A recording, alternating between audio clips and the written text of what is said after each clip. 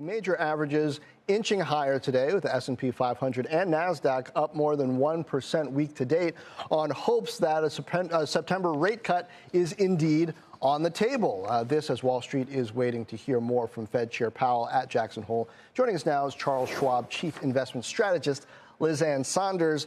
Ann, always good to have you. So on the volatility, particularly early August volatility, was that a freak out or a foreshadowing? I don't think it was a foreshadowing anything significant. That said, I'm not sure that the primary driver of that being the unwinding of the yen carry trade is fully in the rearview mirror.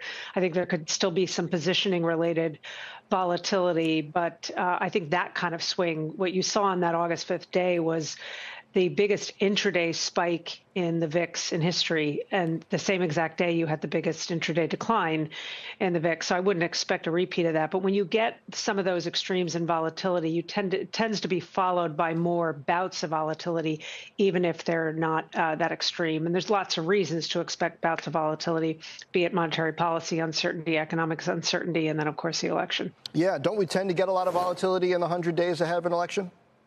We do. I would say I would express caution, though, for investors that think it's easier or appropriate to trade around potential election outcomes, be it at the sector level or more broadly. It happens. There's money that does that, but I think it's a bit of a fool's errand, and there's still a yawning gap, as is generally the case, but probably particularly in this cycle, between what is being proposed on the campaign trail and what can likely get done, given no matter what happens to the makeup of Congress, we're not likely to have major majorities. So I think it's premature to start trading around post-election probabilities. Then what about trading around the volatility itself? I mean, if you have a thesis that you believe in, that you're comfortable with, and the volatility kind of creates some apparent opportunities value-wise there, should you jump on it?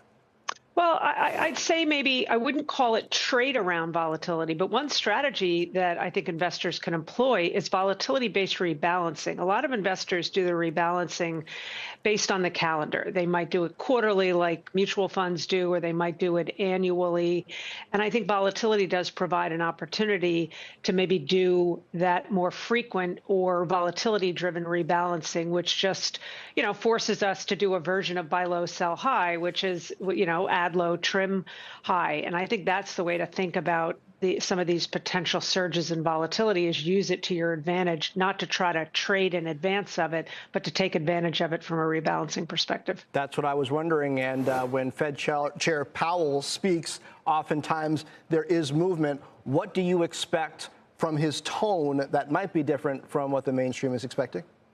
Well, whether he is, I think he will probably essentially telegraph what he has been, which is a likely start to cuts in September. But I don't think he would go further than that and be particularly dovish, because when you have a Fed that is still very much data dependent, and that's what they emphasize, and you've still got important data between now and the September meeting, inclusive of PCE and the next monthly jobs report, I don't think it behooves Powell to express something that would be seen as more dovish than the positions he has had up until this point. So I think it's somewhat status quo. With the BLS benchmark revisions today, you did see a little bit of a tick up in the probability of a 50 basis point hike, but our base case is still that they'll move 25 basis points, barring something significant in terms of the incoming data. How significant do you think that revision was?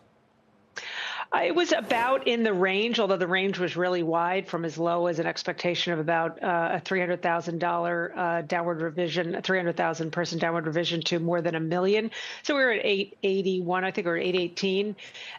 That just means that instead of an average of about 240,000 payroll numbers on a monthly basis through the year ending in March of this year, you're at around 175. That's still a decent pace of payroll growth. It does help to answer at least some of the questions around the disconnects within the labor market data, particularly over the last couple of years. The fact that the household survey measure of job creation shows 3 million less than the establishment survey, which generates payrolls. We didn't fully answer that with revisions, but we started to maybe put some pieces together to explain some of those cross currents that have existed within the labor market data. So it wasn't a huge surprise. And like I said, it moved the needle marginally, but that's just based on traders' positioning.